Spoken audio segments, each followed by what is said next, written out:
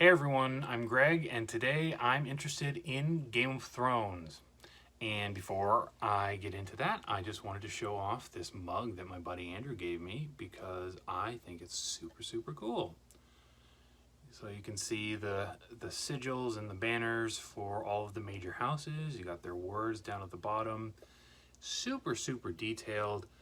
Really cool mug, and I just absolutely love it. So see if you guys can find it online. Maybe you can buy one of your own, but I am so happy to have it. I absolutely love it. So once again, Andrew, thank you so much. I really appreciate this.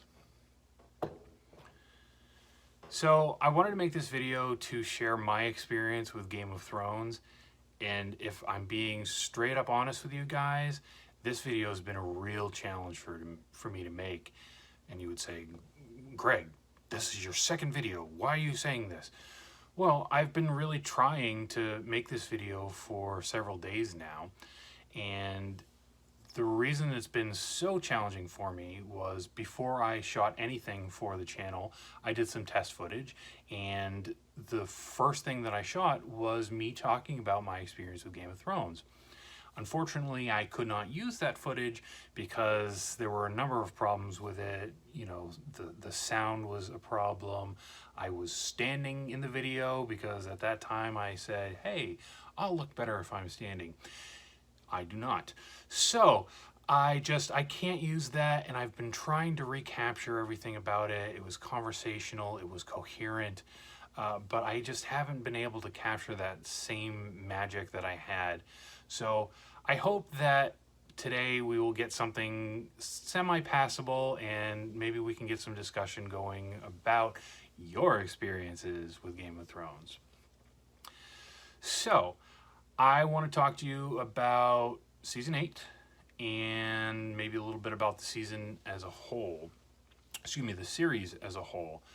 And to start off, I would say that I really love Game of Thrones. I have since it started, and you know, after the first few episodes, I got really hooked, and I went out and I bought the books and I read them, and I loved everything about it. The world, the intrigue, the magic, the dragons.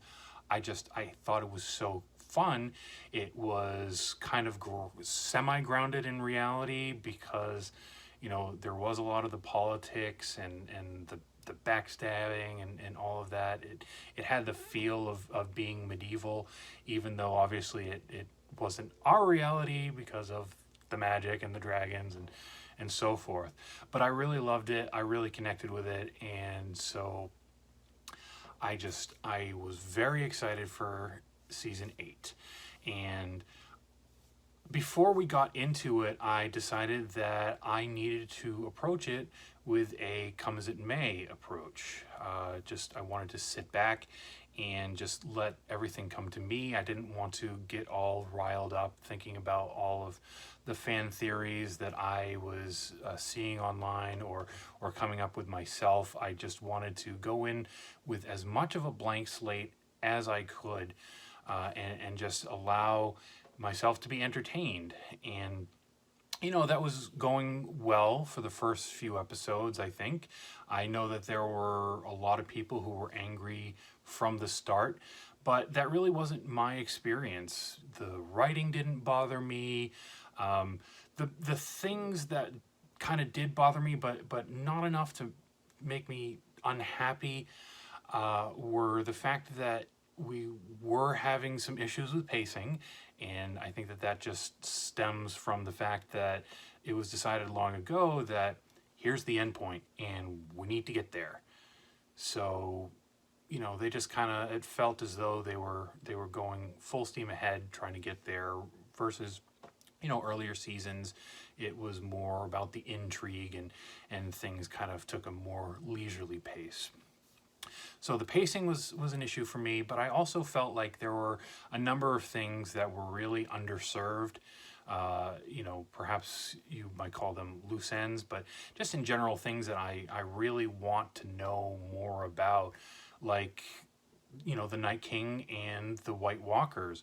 You know, we've heard that they were created by the Children of the Forest, but I feel like there needs to be more to them, you know, to be this big threat for thousands of years. You know, how do they get so strong? Where do they actually derive their power from? You know, it seemed like they are actually much more powerful than the children of the forest. And I'd like to know more about that whole lore and that whole mythos and everything. And I also really want to know more about the Red God and how do the priestesses know what they know? How can they do what they can do? I'm so interested and curious about that. So I hope that somewhere down the line we get some more information and can explore that further. So things were going well, going along, and then episode 5 drops on us. And I am being very honest with you right here. I was very bummed out by this episode. And my issue wasn't that Daenerys made the turn and became Mad Queen. That in and of itself wasn't a problem. But it didn't feel like it was a payoff. It didn't feel like we were building to it. So to me, it felt very abrupt and it felt very shocking. And I know there's been a lot of discussion online of, oh no, we were building up to this. We saw that she burned the Great Masters and she burned the Calls. But this is a completely different situation in my opinion. These were people that she was endeavoring to liberate and to rule over. They posed no threat to her whatsoever, and she just burnt them to the ground, and that did not sit well for me. And because it was so abrupt, and because I didn't really see it coming, and it didn't feel like it was a build-up and a payoff, it felt like, what's the point? And so for days afterwards, I was walking around feeling very hollow. It was as if a part of me, something that I had loved for so long, had, you know, been taken away. It felt like part of me had just crumbled. And I know that it's silly because of the fact that it's a fictional program and it should never affect someone this deeply, particularly not at my age, but it did. It really got me upset to the point where I was really saying, you know, I'm not going to watch the last episode. I'm not going to go back and re-watch the show. I'm not going to go back and reread the books, and I'm not going to get the new books when they come out.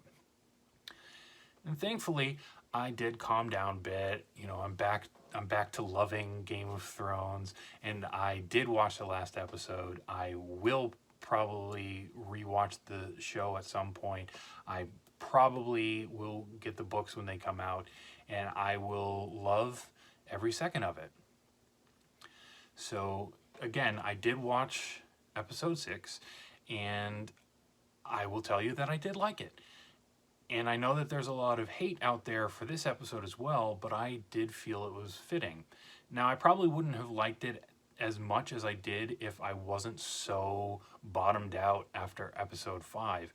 Frequently, and this was part of the reason why I was approaching the season as I did, frequently, if I go in with rock bottom expectations, those expectations are exceeded and I end up liking whatever it is that I was going to see. So I think that that's part of the reason why I liked the last episode. But I also liked the fact that it left us with a still breathing environment, still breathing world. Even though this chapter was over, the world was going on, and we were seeing some prospect for the future. Arya is going off, sailing the other end of the map. She's trying to see what's out there, and I'm curious about what is out there. Are there more dragons? Are there more peoples that we just haven't met yet? All of these things are very interesting to me. I liked that Jon Snow was sent back to the Night's Watch. I think that he's going to be happy there. I think he'll lead a nice full life up there, helping people and doing the things that he wanted to do really from the start, before all of this lineage came into the picture and kind of made things a little bit crazy for him. All right, Past Greg, I'm going to stop you right there. From here on out, you do a lot of rambling, and I will not sit still for that. All right, guys, I just wanted to leave you with a final thought and say that I still really love Game of Thrones. Even with all the things that were a little bit off with the final season, I still absolutely love it. I'm still really interested in seeing how things develop in the book. I know that we're likely going to get to the same ending, but how we get there, I think, will make all the difference. I'm really looking forward to seeing the prequels that are coming out. I'm really interested in seeing what new lore and explanations those will be able to give us. So tell me, what was your experience like with Game of Thrones? Did you end up liking the final season, or were you one of the people who were writing petitions to get it all redone? Let me know in the comments below and we'll talk about it. If you know anyone who you think would enjoy this video, please share it with them and get them in on the discussion as well. All right, guys, I'll see you again in a few days.